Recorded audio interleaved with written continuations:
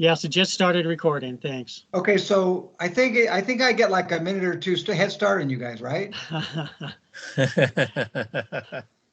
Yeah, so I'm you just go kidding. first. You go first. You got a minute.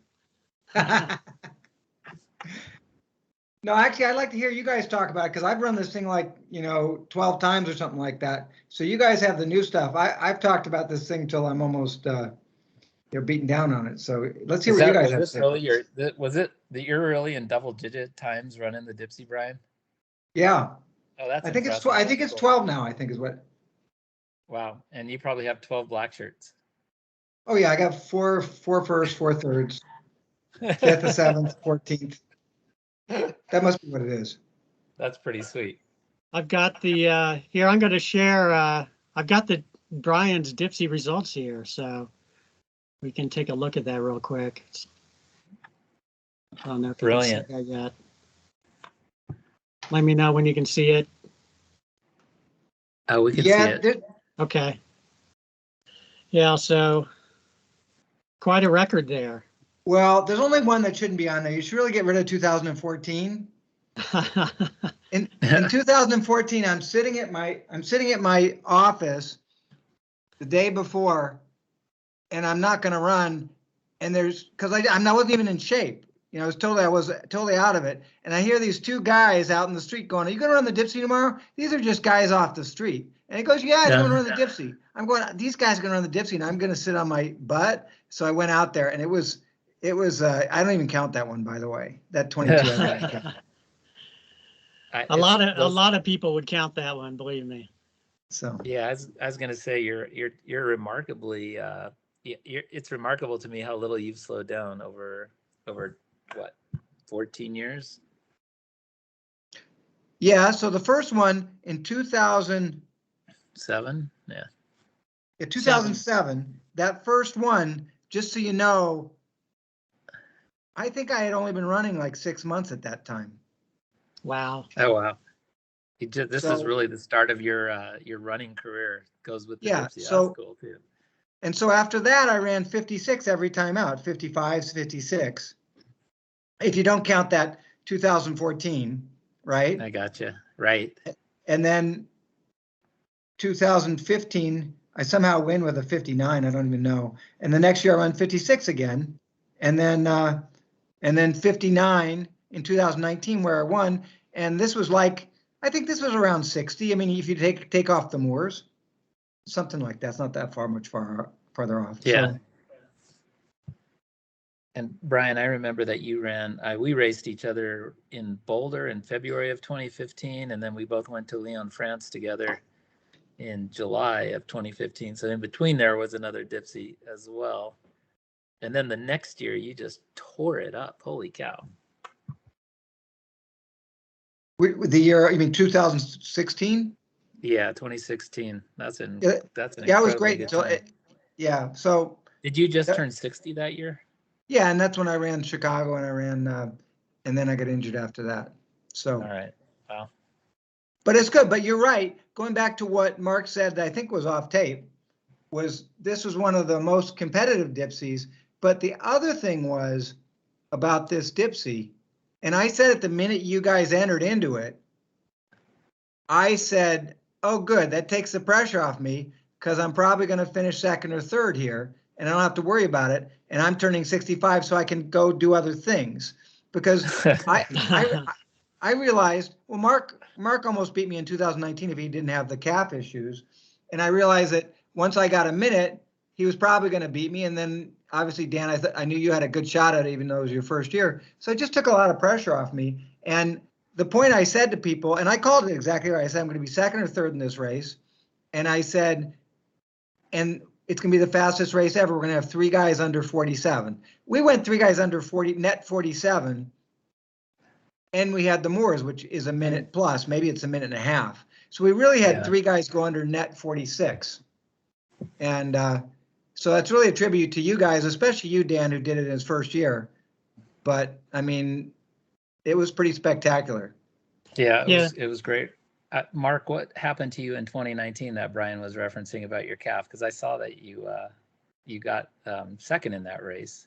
And Brian told me when we were having a beer 2 nights before the race, he said that he heard you closing on him, and then something happened to you that took you out of contention for a bit. Yeah, I have a habit, I guess, because it's happened 2 or 3 times of getting calf cramps just after cardiac. Oh, really? So I'm not sure exactly what's causing it. I mean, I've tried everything. You wouldn't think I'm dehydrated by then. It's only 40 minutes into the race, but it's such a high intensity race, and I'm going all out, and maybe all that climbing and super intense. So I think it just puts a lot of stress on my calves, and it could be the sea level as well. Maybe I'm not quite used to that intensity at sea level, being so used to altitude. Yeah, interesting. So just what so you know, happened? hey, Yeah, Mark, go just so you know, here's what I told Dan, because this was my experience in 2019, is that I'm coming up insult and I'm headed down for the first shortcut, right? So I'm just hitting on Shoreline Highway, and I hear them clapping behind me. And I'm going, oh no, here comes Varner. Because, you know, generally speaking, when somebody's catching you from the back, it's gonna be one of these scratch guys. And I'm going, I'm dead. And I run as fast as I can, but nobody ever caught me. And then when I finished, I said, somebody's behind me. And they said, yeah, there's this guy who was, 60 or something like that. He was catching you. I go, well, where is he? And then 2 minutes later, you showed up. And I never really knew what it was. I figured that you had hit like one of those. A lot of times people going into those shortcuts up there, they'll hit like a branch going out to the left or sticking up. And I've seen guys explode there, and that takes a minute or so to get I had no idea until you said it right now exactly what happened. Right. So I actually walked a little bit along just after we passed cardiac, just past Lone Tree. I actually stopped and walked a couple times, because just to kind of try to loosen up my calves. So that was, and then as I was coming through door number 2, I think probably because of my calf cramps, I tripped on a rock and fell face first into Kiernan's Crossing. So there you go. So you're learning so much of the course. Yeah, exactly. Getting first person views of it. Oh, that's funny. Oh my goodness. But it's a good story. But can I tell you one thing, Mark? And you might have thought of this, but if you had beaten me in 2019, if you hadn't had that calf cramp, you would have lost this one. Yeah, Dan probably would have caught me, or would have stayed ahead. I would have had a bigger head start. No, it would have been close. No, Dan would have still been 58 seconds behind me, and that's the thing. That's the thing you have to realize in the Dipsy. Oh, that's true. You forget about it when you see the results, right? Right. And you'll know it, because next time you're out there, you're going to have the minute penalty. But people always have these penalties, and it really determines. You think a minute penalty isn't that big a deal, but minute penalties all over the place really determine stuff. So you have a minute, you'll have a minute penalty next time. I will. Dan, of course, Chris Lundy will, right? What? And Chris Lundy will still have one of her 2 minutes left. Yep. Right. She'll get one back. So that's it. So it changes. It really changes the picture every time, and it causes a lot of stuff. So yeah, I think it's kind of a cool thing that Dipsy does, because it causes movement in the race results, and it lets people like approach it with like, I don't know, the opportunity to win versus the opportunity to be second or third or whatever. It's kind of a neat thing that they do that way. They used to have like a 3-minute penalty, and the 3-minute penalty just made you not even want to run. So yes, and it really made it so you didn't have a chance. I mean, twice in the last 5 years, myself and Chris Lundy have won back to back with a minute penalty. So you can still win with a minute penalty. You can't win with a 3-minute penalty. So building on what Brian said, I was so happy to see that you entered, Dan, and because I just thought that just elevated the competition, and that's what I really love, is just the chance to compete with the best, and to do it on basically my favorite race course. That just made it all the better. And then when I saw Eddie Owens was also entered, I thought that just ratcheted it up as well, because he's really the first world-class mountain runner I think we've had at the scratch level since Varner or even who was that in the 90s who came over from Boston?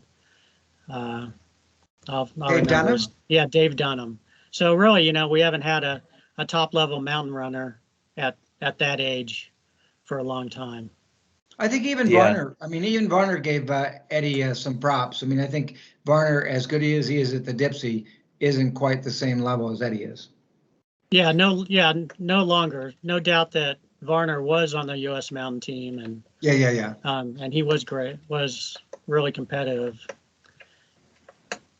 all the last 12 years. I think it was great. I think it's great that all you guys come out, and I really enjoy it. And it's fun to hear all your impressions of the course.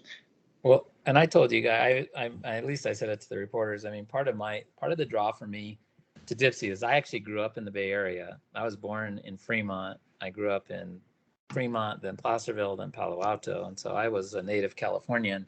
And my dad was a competitive runner in his prime, all the way up to really when he started having kids. And he ran all the peninsula races, the city to city or something wharf to something, and Beta Breakers and Dipsy. But Dipsy was one he talked about the most. And I think it killed my dad. That, not when I say killed, I mean, I think part of the reason it stuck with him so much is the uniqueness of the format, and that there are all these like handicapped runners that were going off before him as a scratch runner, because he only ran it, he ran it 4 years in a row as a scratch runner. He won it twice as a scratch runner. I mean, he was the top fastest scratch runner twice, second fastest scratch runner twice. But the last of those 4 years, he was in by far his best fitness, and he lost to another scratch runner that he never saw on the course ever. And he didn't understand how that was even possible. But I don't think my dad understood the shortcuts. And I think there's two different things about the Dipsy which are unique, and that one of all the shortcuts is really great, and we should spend some time talking about it either now or later. But it's not really the same right now. But that's, I mean, that's definitely one of the unique things. But I think back in those days, you could just run. You didn't have to go up the Dipsy steps. You could just go up the hillside, right, left, wherever. And so I think somebody just had a better way up the mountain and got ahead of my dad, and my dad never saw him after that. Yeah. But anyway, the point is, it meant so much to my dad, this race, and I never thought about doing it in my youth, but as I've gotten older and still stayed interested in masters running, I was like, if I'm gonna ever do Dipsy, I ought to do it while I can still run competently downhill. And so I actually was planning to do it in 2019. I was actually, 2020. I was going to enter in 2020. I was in Vegas for the Pac-12 basketball championship, and I had already written my sob letter to try to get into Dipsy. And then COVID happened, and I was like, I did not bother to send in an application because you could see where COVID was taking things, and so I didn't bother to apply that year. So, and then this year, I probably wouldn't have been able to do it if it was in June because of the rest of the things that I'd sort of committed myself to. But it just worked out great for me that it got pushed back to November this year. So I'm super happy I had the opportunity to experience this race. It was really, I mean, of all the running races I've ever done, it's in my top 2 or 3 favorite things I've ever done. I mean, just the adrenaline and the craziness of it, partly the novelty, partly a little bit the fear factor. I had a fair amount of anxiety going into this because I've never, even running mountains and some trails in Colorado, I used to, spend more time on the trails than on the roads. But I think I've always run down hills kind of carefully. I've had just too many hard falls here and there and whatnot. So I think I break when I go downhill. But anyway, so there was so many elements for me coming into this race. Anxiety about, ripping downhill. I'm so competitive. I know I'll push myself sometimes past the point of reasonableness. But I love the whole idea of it. And it was a really, really incredible experience. Well, you did fantastic for your first race, and better than I thought you were going to do. I wasn't sure how it was going to go, and not knowing the course, and frankly, not really doing a lot of mountain training. So, but you did just and wearing some goofy shoes. Yeah. What shoes did you wear? I wore some Skechers Razor Sketchy. trail shoes because I wanted a. One thing about my running as a Masters is that I've had to kind of just manage around is I have kind of arthritic big toes, and the last point where I was actually running trails, I was running in some ultras, and they were a nice trail shoe, but I was getting such irritation in that toe joint that I thought I was just going to have to stop running altogether. And then carbon fiber shoes came along, and it gave me new life in my feet because they just don't flex under that joint like a traditional shoe does.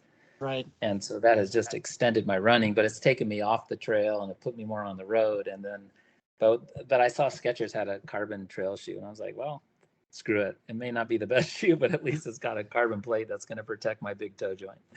So that was my logic there. Yeah. I thought you did a great job too. I thought, Yep. I mean, basically I thought it was going to end up like it did. And I thought that Mark's big advantage was it was your first time. And so I don't know if I told you this, I probably did. So I'm coming running down the steep ravine, and all of a sudden I hear Mark behind me. I go, and your 2021 Dipsea champion is, because I knew it was over at that junction once Mark had caught me. And he goes, I don't know about that. Dan's right behind us. And I go, okay, this is gonna be kind of interesting. And I get at least a front row seat on the thing. And then Mark's sitting here trying to get behind me, going, on your left. I'm going, yeah, right after these stairs. And then of course right after those stairs, there's more stairs. And so I waited, and when we got down to the bridge, I said, go ahead. So he ran by me, and then I passed him back on going up Insult, and then then you caught us, Dan, and then Mark put 30 seconds on us. I guess his calves weren't having that problem. Yeah, no, Mark put 30 seconds on us down the moors. Mark flew through the moors. That was impressive.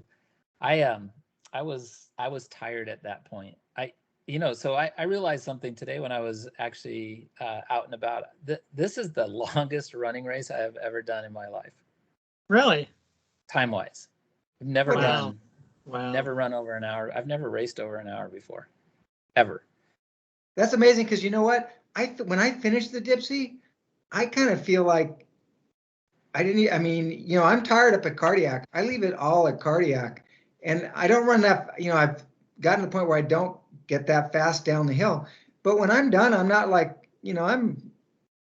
I'm beat for like 3-5 seconds. I turn around and talk to the next person or whatever, and I'm fine. And even after, I'm not that beat, so that's not my problem. My problem is just I can't go fast enough downhill. And I used to be able to, but I can't now. I used to do it like 16, and now I'm doing it like 20 or something stupid like that. Yeah, I was 18. Yeah. Well, I'm not Brian, much faster. Your ascent was incredible. I mean, I barely made time up on you, and I won't say I'm surprised because I know how fit you were. I mean, geez, I saw the records you just broke. It was like crazy fast running. But I still thought I would gain a little more than like 15 seconds out of that minute. Yeah, no, I'm good. By the way, I always think that the whole race is Creek to Cardiac. I mean, I think it is Creek to Cardiac, and I've always run it that way, and that's where I'm really strong, because I'm light. But Mark turned it into Cardiac to Creek. I know, right? I know. And I sort of did too, a little bit. I mean, I definitely lost ground to Mark there. That's where he passed me. But I definitely, that's where I made up the time on you. It wasn't on the climbing. You just dominated that long uphill stretch. I know, and the funny thing was that I don't run that course. I'd only run it once in like the last year, and I only ran up to Halfway Rock because I was running all these flat races, so I wasn't going to do any training. Usually I train on the Dipsea a lot, but I didn't do any training on there. And but I was counting on what you said. I was fit. And so I was counting on that.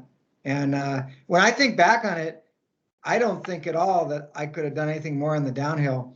If there's any chance that I had of winning that race, it would have been 30 seconds faster up to Cardiac. I mean, that's the way I think about it. Yeah, when I got down to the creek and I could see both of you guys ahead of me on Insult, and I thought I knew I would hold my own running up Insult, and I thought maybe even would close the gap some. But then I didn't close the gap enough, and so when Mark just kind of cruised over the top, I sort of had the sense that this was Mark's day and he was going to win this race. And I was like, I'm going to just hang with Brian as long as I can, and then just that one good thing about my training over the last year is I've been focused on fast turnover and running shorter, faster distances. So I have a lot of confidence if I get into that kind of an environment at the end of a race. But I would have liked that to have been for first, Dan. Yeah, I know, right? For second, I wasn't going to put it out, but for first, I mean, for second, I'm sitting here going, yeah, I'm going to go try and beat 449 King, to the finish line. I'm not going to do that. But if it was for first, I actually, I've said this for a long time, is, guys like, Chantry or whoever, they always say they got this speed. And I go, yeah, but speed is one thing, and speed at the end of a 10K, right. or at the end of run out of you pretty easily. That's for sure. And I have the ability to, like, because I got all this, my speed comes from slow twitch muscle, which is really, really weird, but I got speed and I can juice it up. I mean, so if it was for first, I would have liked to seen that race, but not for second. I wasn't going to do that. Well, I guess when you've already had that many black shirts with the 1 on the back, then the other ones are just sort of like, oh, well. I don't have any 2s, so I mean, but I don't really care about that much. I think that's why I have a bunch of 3s. It's because I once lost out to Chris Lundy, second or third behind Hans Schmid, and I think I'm faster than Chris. We trained together, but she beat me down there too, and I was kind of like going the same thing. 2's no big deal. 1 is the whole gig. Speaking of that, Mark, what was that like for you? I mean, it's your first time winning Dipsea. I mean, that must have been a pretty heady, right? I mean, it's like the sensation. Yeah, it was. Yeah, this was my 5th Dipsea, and after that first race and experiencing, I think you wrote in your Strava report, Dan, how that you'd never been in such an intense race, and that's kind of what the head starts do to you. There's always someone up there to chase, or you feel like there's someone chasing you. So it's just so intense. And then, I when I came up on you, Dan, on swoop, and we'll talk about all this in a minute. I think more. I definitely want to review the flyby together. I think it'll be fun. But when I came up on you at the bottom of swoop, and I was able to pass you up the top before we got to steep ravine, I knew that it was going to be a good day. Although I never saw Brian until I got about halfway down steep ravine, and then all of a sudden he was there, and I was able to double and triple jump all those steps and immediately catch him. And as Brian said, it's really tough to pass on that bottom part of steep ravine. Yeah.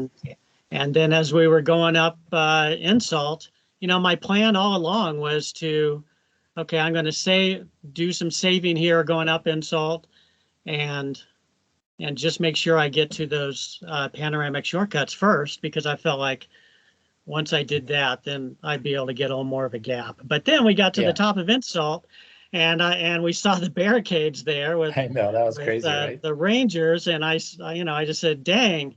And I asked Brian at that point, did you know about that? And of course he said, no, I didn't know. And so it was more accusatory than that, Dan, just so you know. It was more accusatory. It was like this is like my plan. Did you know about that? Yeah. Well, no, it just ruined my plan. That was the thing, because I was there. I even walked a little bit on insult just so I could not go into oxygen debt. And then I heard Dan coming up right behind us, and I took off. So yeah, it was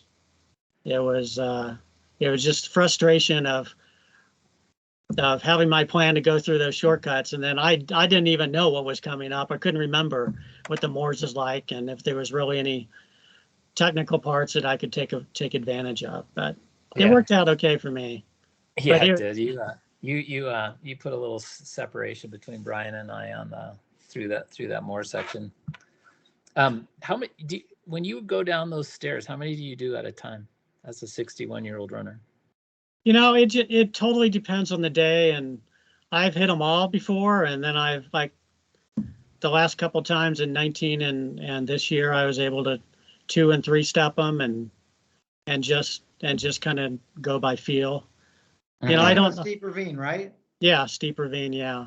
So I felt really confident. It was not as slick as the day before. I had walked the swoop the day on Saturday morning, and with Darren Banks, and it was really pretty slick, but it dried up quite a bit between Saturday morning and Sunday morning, and I felt very confident going down there. So it was still a little bit crazy. So just so you know, going down steep ravine. So the year I got 7th, so it was my 2nd year. Wednesday before the race, I was out there running swoop, because I used to go out there and we'd run swoop in the Gale Scott cutoff and time them back and forth, because you can do the Gale Scott cutoff in almost the same amount of time. So I'd go up there and I'd probably run like 3 versions of each. And then one of the times I came down and I just wanted my transition from the Gale Scott cutoff where you're flying down into steep ravine, and I'd come boom down the steep ravine, and like that second set of stairs down there, I just hit the wrong thing and sprained an ankle. Oh wow. And I was there in steep ravine. It's Wednesday, right? And like I couldn't walk. And I was with this guy Mark McManus, and I went down to the creek at the bottom and just stuck my leg in the creek, right? And then got home and put ice on it. And I actually ended up running that at the time. But since then, every time I go down there, I'm thinking sprained ankle. I mean, I got, or worse. There's no question. My anxiety about this race was exactly around that, because, I got in on Thursday and I walked up to the top of swoop and walked and jogged a little bit with a friend. And I was just like, how do you go down? If I go down these more than one, if I go down them one at a time, I'll be fine, but I'll be slow. If I go down more than one at a time, it's just going to be like, what am I doing, right? And I've had a little bit of a kind of a cranky patella tendon issue going on my left knee, so it can be kind of acute and feel kind of painful to run downhill. But fortunately, adrenaline sort of washes that all away. But the adrenaline of racing. But that was the biggest for me. The biggest thing about Dipsy was, how do you go fast down these areas where you have steps, and you have to either, you just have to make a calculation about how many you take at a time, whether it's 1 or 2 or more than 2. And I was just like, I don't know. It's risk versus reward, and some guys, Roy Rivers, I've run this race so many times. Roy and I started in the same group, and when he was faster, he won the Dipsy once. He's been second a bunch, and we get together and swoop and steep ravine, and he'll seriously put 30 seconds on me in steep ravine. He goes down it so fast, I just give it up. I mean, I just determined a long time ago that I'm not willing to do it. And I'll still get my victories here and there, but I don't do it. I gave up 30 seconds to Mark, and it would have been more if he'd been able to get by me, but I just give it up. And I'm okay with that, because I have lots of other races I want to run and everything else like that. I got to tell you, what's funny is you guys have both said a bunch of times how you love this course and everything. I've always hated this course. And I never run the double Dipsy or the quad Dipsy. I run it because the event is great. Yeah. The people are great. But I hate this course. I've always called it the miniature golf course of trail running. Okay. There's so many stupid things about it. Steep ravine is by far the worst. I mean, suicide's kind of just funny, and you're usually in there with some woman screaming as you're going down, and you're trying to grab on the bushes on the side. I mean, but you got suicide, you got steep ravine, you got those goofy little shortcuts and whatnot, and then you got the stairs going up, which I love because they're just like, they get you through the lactate threshold right off the bat. But the whole thing is just a crazy course. I got to tell you, I used to train with Chelsea Riley, and we'd run it, and I would go to her. I said, like in 2014 or 15, I said, I just want to win this one more time, and then I never have to run this stupid race again. Of course, then I won it again, and then I continued to run it. but I'm not in love with the course. You know, and actually, it's kind of funny because I've been talking for years about them getting rid of the shortcuts and doing exactly what we did, which is running down the moors. It's a much cleaner race. I don't think it was right the way they did it, you know, without telling anybody. But I think that is the way the course should go, is down the moors. And they should get rid of swoop and suicide if it was up to me. And you can't get rid of steep ravine, or I would definitely get rid of steep ravine, but I don't know how they get rid of it. Interesting. But, yeah, but I guarantee I hate the course. That's funny. That's funny. Well, you would get rid of all the parts that I love. Exactly, so we can run different races. Yeah, but I love the trail, the steepness of it. You know, just the stairs and Dynamite and the top of Cardiac. Those are the parts that I really enjoy. Yeah. And I do. As a matter of fact, when I wasn't going, you know, the night before the thing, I got this bronchitis, right? And I wasn't going to go out. And then all of a sudden, my partner, she has asthma, and I took a hit off her asthma thing, which is similar to what I get prescribed for when I have chronic bronchitis, and it cleared it up. And I got to tell you, when I was thinking about running the Dipsy, when I was deciding, you know, that night whether to go out, the only thing I wanted to do was go run Dynamite and Creek to Cardiac, and that was it. I mean, the rest of it, you know, I was scared about the stairs up front. You know, the stairs never feel good. Okay, No. you know, and I can navigate suicide. I'm scared as hell about swoop and steep ravine, and the shortcuts. That's no big deal. But the only reason I wanted to go out is I wanted to go run. I mean, I think every time you run Dynamite, the Hog's Back, and Cardiac, you're testing yourself, and you're all by your lonesome, and you don't really know how fast you're going. It's like, you know, and that's the whole difference. Whether you're going 8.5 minutes a mile, or 9 minutes a mile, or 9.5 minutes a mile, it ends up being, you know, a couple minutes up to the top, and you have no idea till you get to the top. Right. Yeah. Right. Interesting. Yeah, and things change. You know, I think I made up a lot of ground on Dan at the very top of Cardiac. He was kind of, Dan, I saw you as we started up Dynamite shortly after we crossed the creek, and I could see you up ahead, but I wasn't really on Dynamite, at the lower part of Dynamite. And then I think I caught up a little bit near the top finally, and then I was able to see you all the way going up Hog's Back and winding through Enchanted Forest, and you were always, I could always see you bobbing up there, and that definitely pushed me all the way. Good. You should have worn a hat instead of that white hair, Dan. You're too recognizable. Right? Little did I know it was being hunted like this. Well, that's the race, being hunted and you know what? being the hunter. Okay, so I've run it 12 times. I've never actually had that experience until this race of being the hunted. You know, it's basically, you know, for a while I would get there to Cardiac and I'd have 5 or 6 people ahead of me, and I had to pass them all going down, right? But this time, what I finally realized, which is crazy about this race, is when you're in the point where people can pass you from behind, you need to just lay it all out there. See, I never had to do that. You know, I'm usually catching people and stuff like that, so I'm running hard to catch people. But I'm never worried about having to have, you know, because again, the only way I could have won this race was have to push it up Cardiac another 30 seconds faster. I've never had that before. So you're right. The other part of the race is what, you know, the first third of the guys who start the race is they all have to worry about who's coming behind them. I've never had to worry about that really before, because the scratch guys can't get me. They just don't have enough minutes to get me. So what really had to happen was you guys in my own age group who get a lot of minutes have the ability to catch me, you know, and that's really the only time. So it made me think about it a little different, that you can't, like when I got into swoop, I was thinking, you know, when I got up to top of Cardiac in 40-30, I said, that's where I wanted to be. I was pretty happy with where I was. And I got into swoop and I was going, okay, just don't fall. You know, I was like getting in the mode of just don't fall. And I was not anywhere close to what you were doing, which was thinking, I got to come through really fast. I was like going, just don't fall, you know? And then also when I heard the steps behind me, I go, oops.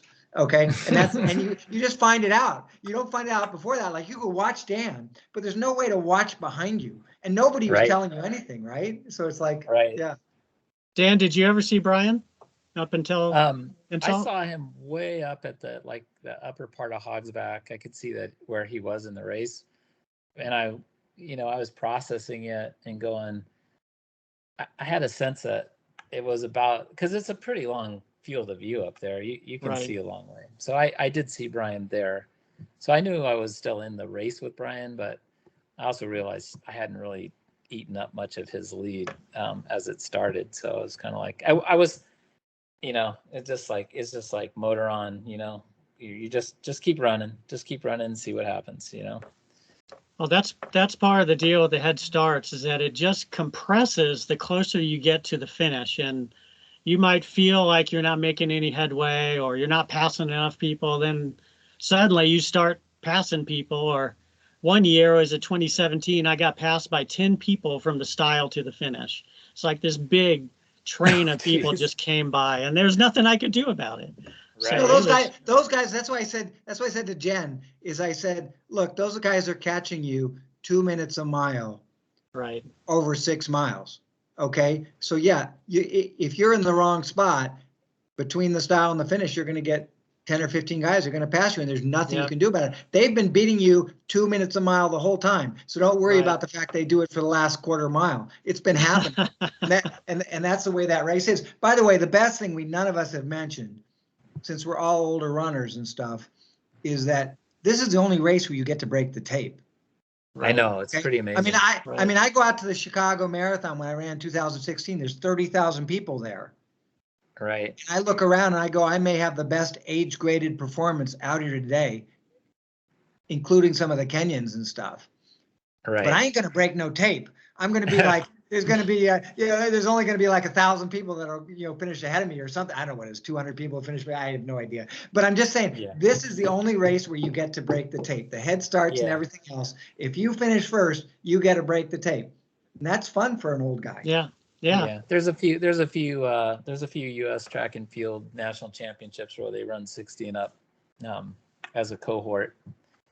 That also you can get to the tape first. I got the tape at the U.S. 5K cross country championships last month, and that was the first time I can remember that happening in like forever.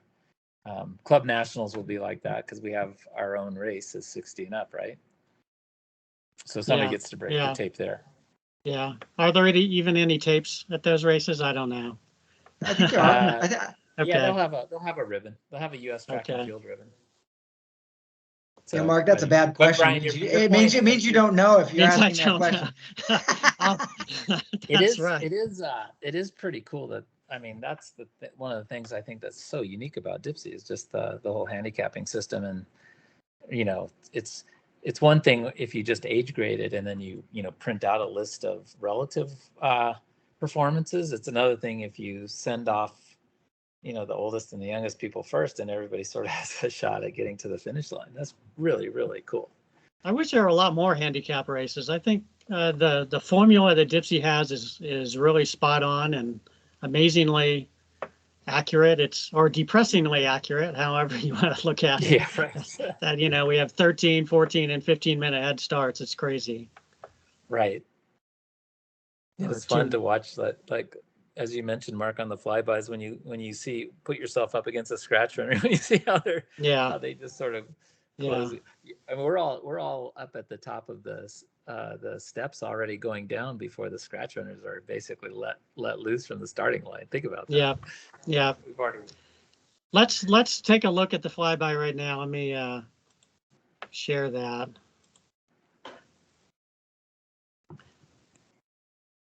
Unfortunately, Brian was unable to upload his his track to Strava.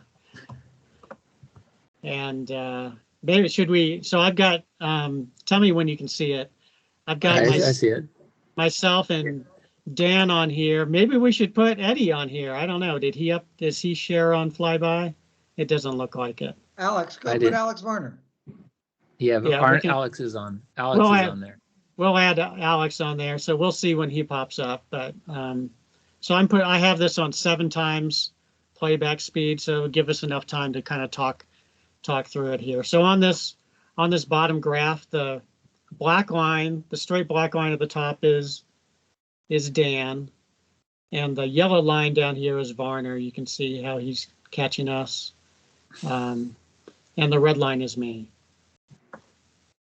So here we go. Well, I don't, let's see. Now that we've got, hold on a second. There we go. So there goes Dan. And I forgot, you can see where I started my watch, where that red line is. As we're running down the road, I just totally forgot to start my watch. And there it goes. Oh, yeah. And running up the road.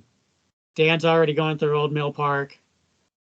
And then you're just now reaching the steps, right? So Right, exactly. So did both you guys walk the steps, or did you walk and a little bit of run here and there? The latter for me. I ran and walked. I ran all of the first, except for the stone steps at the top, and I ran most of the second set, and except for the steepest, there's a steeper section in there. I walked that. And then I ran most of the third set. Yeah, I used to do that, but I'm walking more than I used to. Is no question. Do you have any idea what you were at the top of the steps?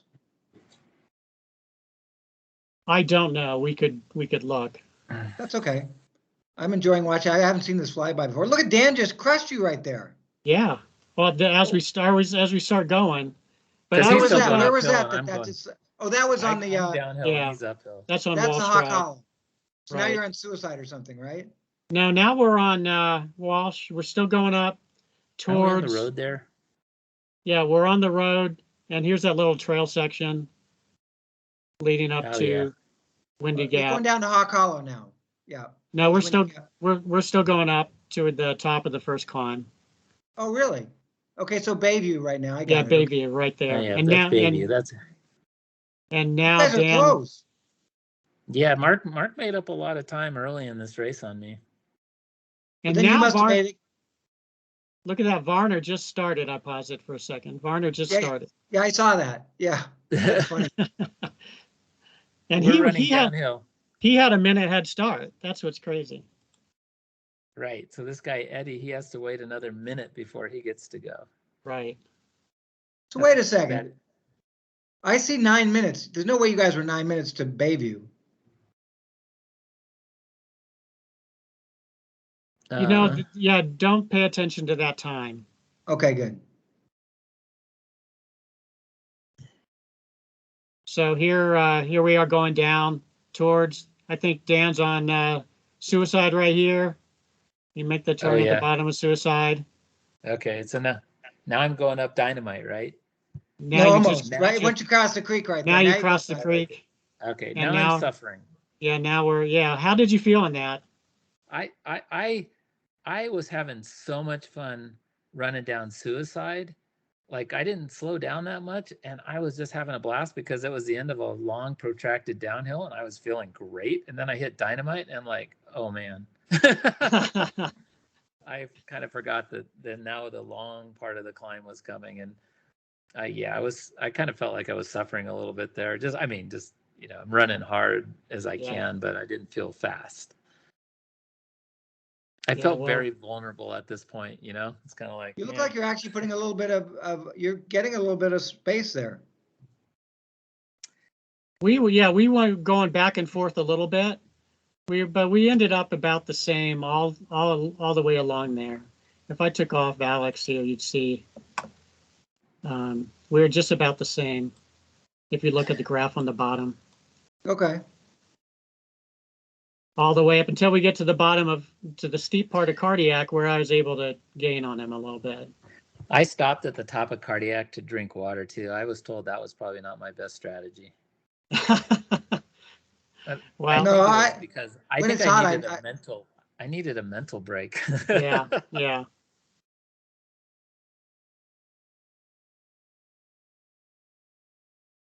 So this is just, it's just a big grunt coming up Hogsback here.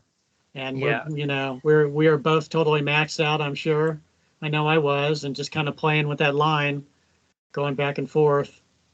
I could see Yeah. you up there as we, dodging in and out of the trees, but I wasn't really making much ground on you. Which, frankly, I was happy with, because, I feel like you're in such great shape. So I was pretty happy that I was able to stick close to you. Yeah, Keep you in I sight. think, for me to beat you, or for me to have had a chance to beat you, I probably would have had to actually create separation up that whole uphill climb. That would have had to been like an area where I would have shined vis-a-vis you. So Now in 2018, I started in the same corral with Chris Lundy, and I passed her going down Suicide, and she passed me back going up Dynamite. I thought, oh, all I have to do is hang with her, but I could not hang with her, and she put major time on me, and Wow. won the race that year. Well, Just to be fair, that's the year they didn't let me in the race. wow. They changed the rules. It used to be you could to be as a winner you could enter any time. So I told them in May I wanted to start entering, and they said, "Oh no, we changed that rule in 2016." Oh, great. Oh, jeez. I said, "Well, that's okay. You'll make an exception for me, right?" And they go, "No, no exceptions." Wow. Yeah. There's Cardiac. Yeah. Oh, well, now we're running on the flats at the top. I loved that part. This is my favorite part of this entire race, by the way, was just the trail running that was sort of like a little up and downy, but it was just sort of like, just cruising, right? I just love that. That's where you saw the ocean and stuff. I mean, that was great. On this part, I'm always ready for the downhill to start, but it's not quite starting. There's a little downhill, and then we have like this little climb right here, and it's not going downhill fast enough for me until we hit the swoop, or right about here is where we start going down. Yeah, absolutely. You guys are amazingly consistent. You're like really around the same race there, almost exactly. Yeah, until we hit this part, Brian. I know, Dan. You and I, can we just stop the movie here? Yeah. Right, exactly. Because Brian's up here somewhere, right? I don't know. Yeah, probably. So look, now you're just closing ground right here. What is this? Where are we now? Is that we're still on the swoop. So right here. Oh, you're in the swoop. This is a swoop about to go into steep ravine. Yeah, this is the bottom of the swoop here, and Dan kind of missed the turn that goes to the left. Out the very bottom.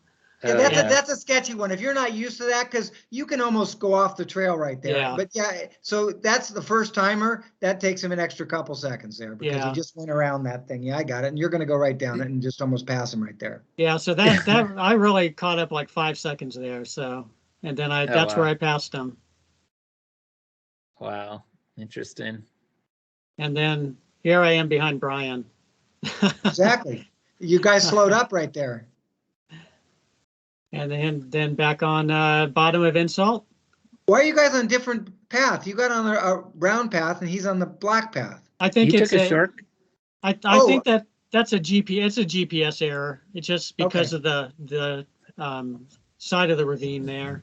Okay, got it. Yeah, that makes sense. You were on the same trail. You didn't have like a magic shortcut right there. Right. I think he did. We are all together. Yeah, that's what I thought too. And there we are. We just went by now we're on the moors. Okay. So Brian, at this point, you and I are really together. Right. Yeah, we're together, and we're just. What was your pace down this thing? I wish I looked at my watch, because if I looked at my watch and saw my pace, I might have forced myself to go faster. What do you think your pace was going down this thing, Mark? Going down here, I really don't know. I don't know. I mean, we can look on Strava here in a minute, but I think if anything, if I had been looking at the thing and going, well, I'm only running 5:40, I could have moved it to 5 minutes or something like that. Yeah, here I just came over the stile, going down the road.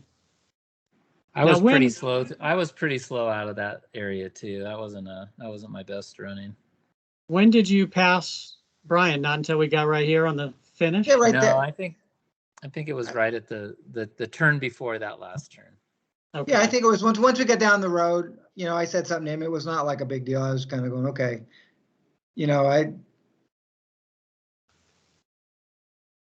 Let's, I love this video, of course, but let's watch this for a minute.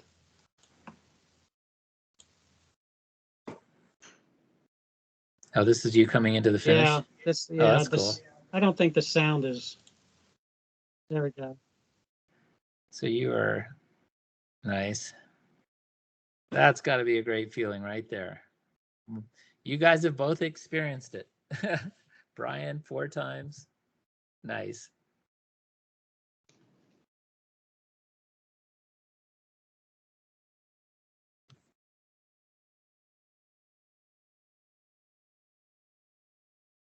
And there we are close, man.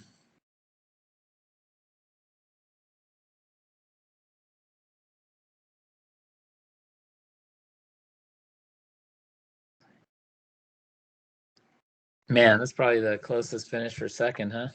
yeah, I had one with Chris Lundy one year that was something like that. I don't know exactly what Oh, it wow. was. Nice. Oops. There we go. Oh, that's So you're cool. at, That was great. That was fun. I've never done a flyby on that Strava, so that's interesting to see that. I had never seen it either, Brian. It's a pretty sweet thing for just like, you know, seeing, watching, reviewing a race. so you can see how fast I was running here. Going, this is the top, this is the bottom of Steep Ravine, going up to the top of Insult here, and then down the moors. So I was 5:10 there, but we were, and then coming down that Oh, so twisty you're section. running close to 5-minute pace there. Yeah, yeah. You Until know, we got to the stairs. oh no. Once you're in that, all the rest of that crap, Yeah, forget about that. yeah. But the more is what I was talking about, because Yeah. 5:10 is a pretty good pace to be coming down that at, and yeah, I think part of that's getting used to it and doing it, because like, you know, because you got different shoes on and whatever, and you kind of like if you're just not used to it, and that sort of was.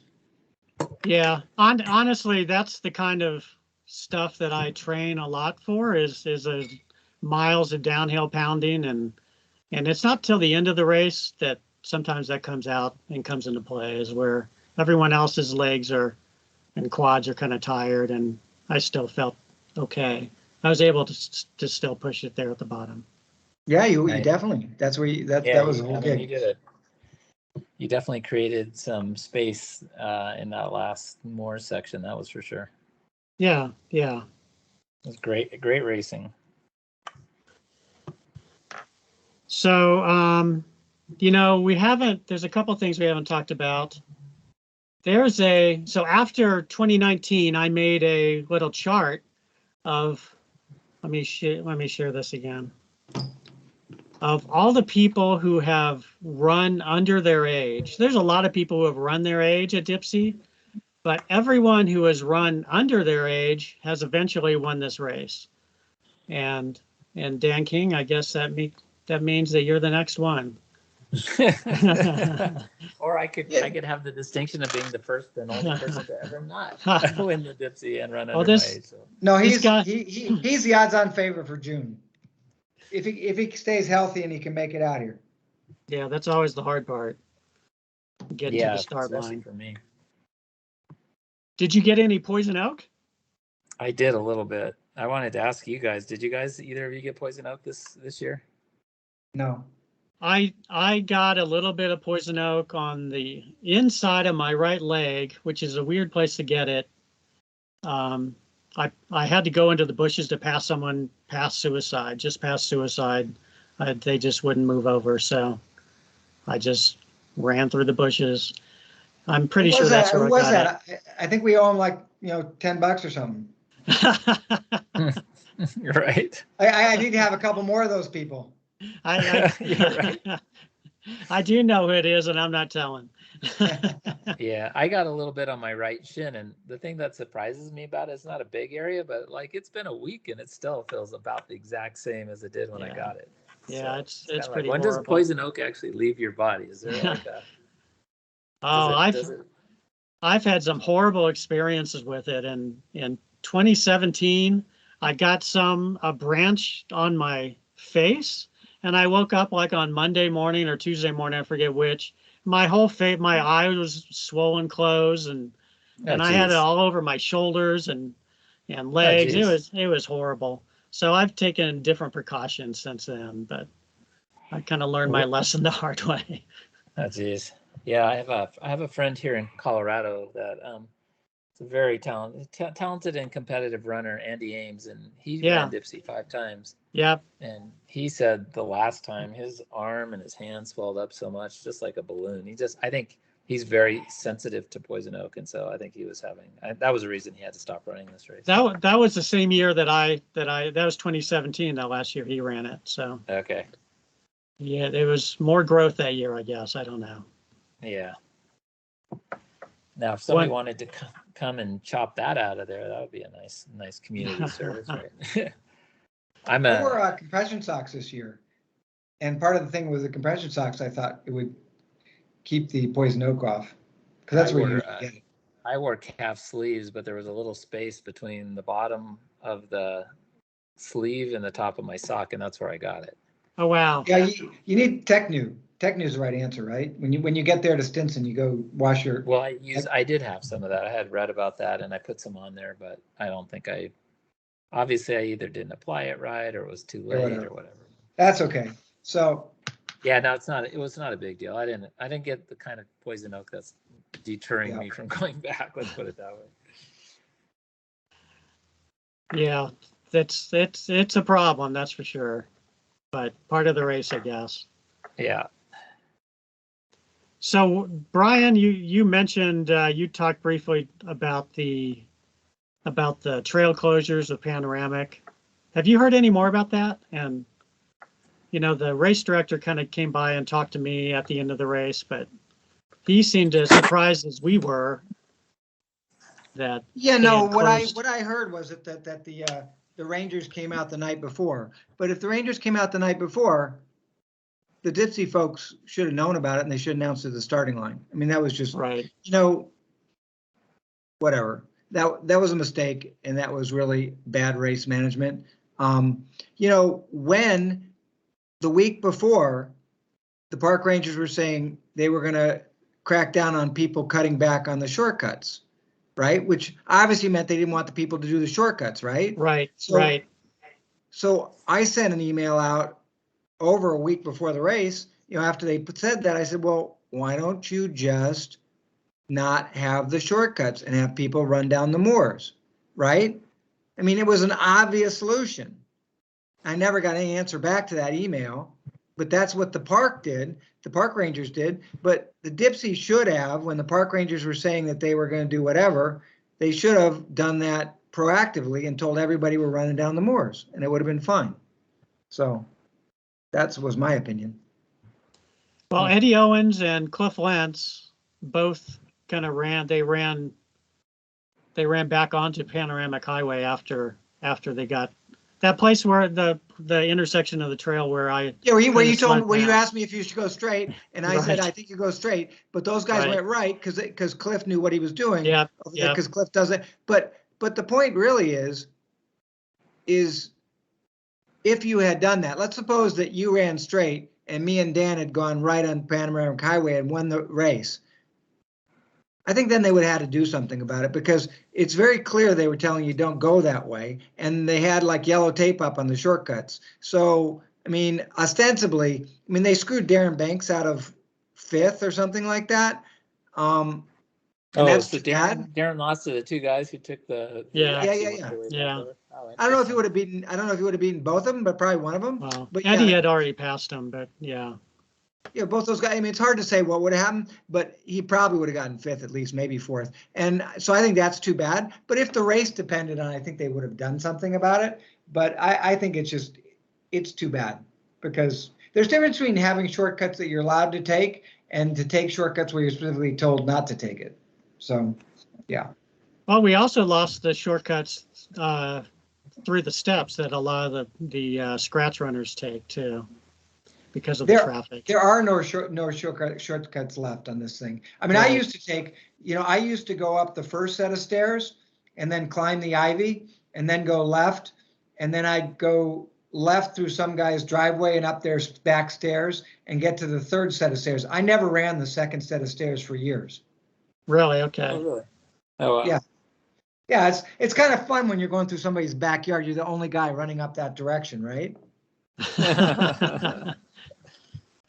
But the problem was there was a gate, and I always had a nightmare the night before that somebody was going to go lock that gate on me, right? Yeah. And then it's like a 6-foot tall gate in the middle. You're going to climb over a 6-foot tall gate? I don't think so. Yeah. Well, I was looking at some of the old pictures in the Dipsy book, and there's pictures of people climbing over fences and going through stiles. It was a lot different race back then. Oh, I told Dan, this guy I knew used to coach my daughter in volleyball. He said his job the whole summer was to build shortcuts for his brother who ran the race, was one of the fast runners. He would go in steep ravine and they would build wood platforms underneath the ferns, exactly a stride apart. You could not see these platforms, but if you knew you were there, you could run down them because you knew exactly the distance. So you're running like sort of in these ferns, just straight down steep ravine. That's crazy. Yeah. But it's not that kind of race anymore. I mean, No. Yeah, I mean, so many people. I can appreciate why they have to take some of the steps oh, absolutely. I got it. But it's kind of fun to have that history. But there are no shortcuts. Well, that's when my dad was running it, so that was part of the allure back then, right? Yeah. I think when my dad was running it, they had 50 people in the race. But I mean, they were a really fast 50 people, though, I bet. Yeah, I think they're all serious runners for sure. Yeah. Fascinating. Okay, well, this has been an awesome conversation, and I really appreciate it. Thank you guys for coming, and thank you guys for doing this. This is fun. Yeah. Yeah, it totally is. Maybe we can do this after Tallahassee. All right, man. Brian, are you going? Good. I don't know. We'll see. Okay. All right. I'm thinking about it still. So, yeah, I'm going to take off here a sec. So I want to tell you guys one thing after we get off the tape, and then we'll go. Okay. Well, thanks a lot. I'll stop recording now, and hopefully we can race again soon. All right. So what I want to tell you